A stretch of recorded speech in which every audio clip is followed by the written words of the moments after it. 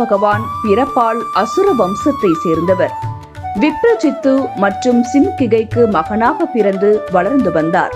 அமிர்தம் பெற வேண்டி தேவர்களும் அசுரர்களும் மந்தார மலையை மத்தாகவும் வாசுகி என்னும் நாகத்தை கயிறாகவும் கொண்டு பார்க்கடலை கடைந்தனர். அப்பொழுது அதிலிருந்து அமிர்தம் வெளிப்பட்டது.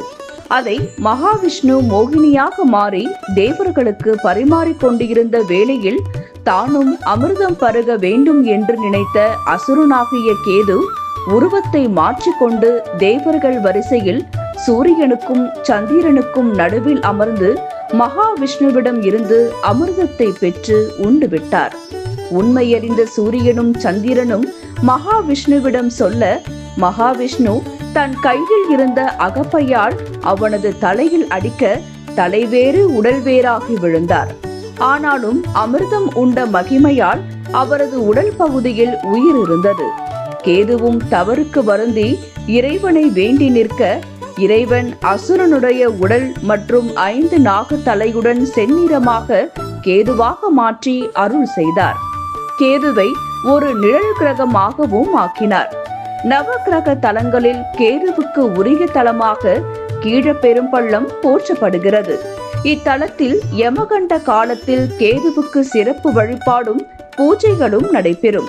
அப்பொழுது 16 வகையான அபிஷேகம் மற்றும் ஹோமம் செய்தும் கொள்ளு பொடி, உப்பு, மிளகு கலந்த சாதத்தை நெய்வேத்தியமாக படைத்தும் பல வண்ண வஸ்திரம் சாத்தியும் நல்லெண்ணெய் விளக்கு ஏற்றியும் வழிபடுகிறார்கள்.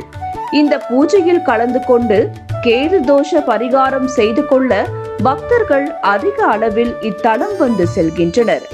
கேது பகவான் சிவப்பு நிறத்தில் சிவப்பு அல்லிமலர் மற்றும் சிவப்பு ஆடைகளால் அலங்கரிக்கப்படுவார்.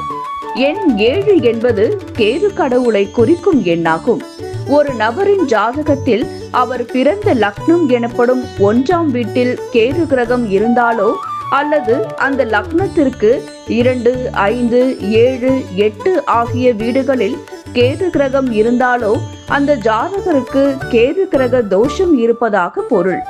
இக்கோவிலில் வழிபட்டால் நாகதோஷம், கேது தோஷம் நீங்கும் என்பது பக்தர்களின் நம்பிக்கை. இங்கு ராகு கேது பெயர்ச்சியின் போதும் விசேஷ ஹோமம் நடக்கிறது.